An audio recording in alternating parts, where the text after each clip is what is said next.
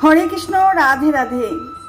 আপনাদেরকে আমি কয়েকটি শ্রীকৃষ্ণের বাণী বলতে চলেছি। আপনাদের এই বাণীটি বর্তমান ও ভবিষ্যতের উদ্বেগ দূর করতে সাহায্য করবে। জীবনে ঘটে যাওয়া প্রতিটি ঘটনাকে ইতিবাচক দৃষ্টিতে দেখতে শেখাবে।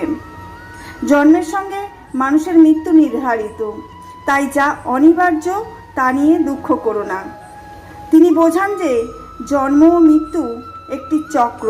শরীরের বিনাশ হলেও আত্মার বিনাশ নেই। আত্মা অমর, একে ধ্বংস করা যায় না।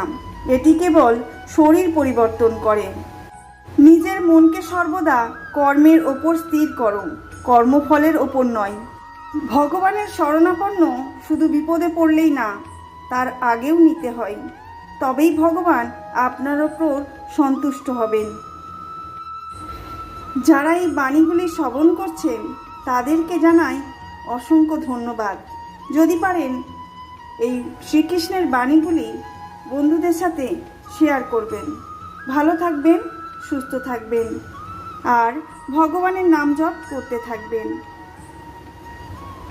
জয় কৃষ্ণ কালী মায়ের জয়।